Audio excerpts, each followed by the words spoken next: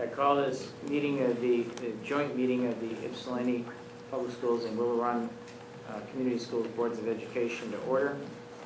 March the 18th, it's now 7:15. And our first item on the agenda is public comment. Again, I'm not aware of anybody wishing to make comment to the joint board meeting. Is there anybody that wishes to address the joint board and did not have an opportunity to fill out a card? All right, seeing none, let's go ahead and move ahead. Our one item on the agenda is establishing Ypsilanti Community Schools as a school of choice. What I'm going to ask that we do is put this on the table, and then we'll have discussion and take comments as board desires. With that,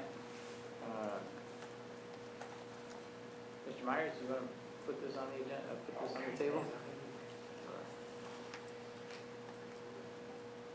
I move that the Unified Board of Education officially establish Ypsilanti Community Schools as a school of choice under Section 105 and Section 105C of the State School Aid Act for the 2013-2014 school year, with a specific number of slots available to be determined at a future date.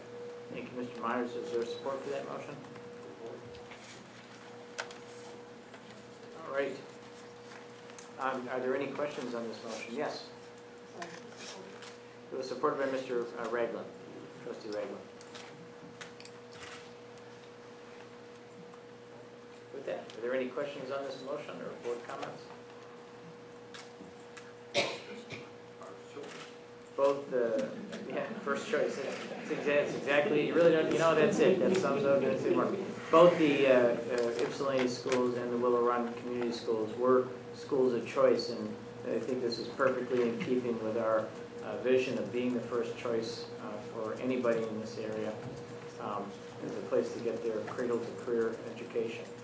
So I'm excited about this movement, and this is, to me, a clear direction of where we're going and our desire to take everyone with us.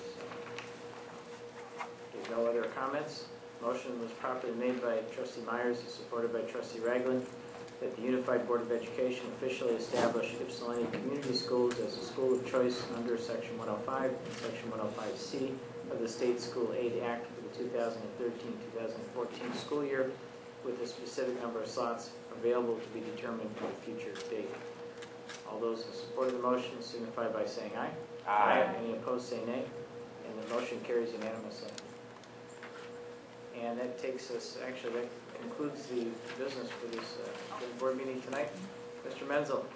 Two things. One, you have in front of you the full facilities report in a thumb drive, as well as the executive summary.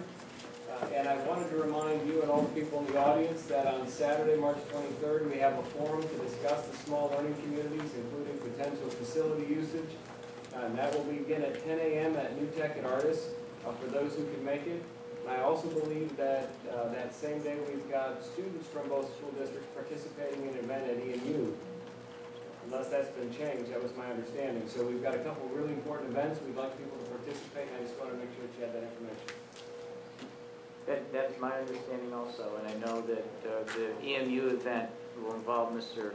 Garrett and I for a little while, and so I'm not sure what the overlap and the timing for those two things, but somebody said that they were going to work that out so that it would work correctly. I'm glad you let me know that was a thumb drive. I actually thought they were just giving us a really fancy eraser. So, all right. Anything else for the good of the cause? Yeah, what was the time again on the 23rd forum? The one on the small learning communities and facilities is at 10 a.m. start at New Tech. Thank you.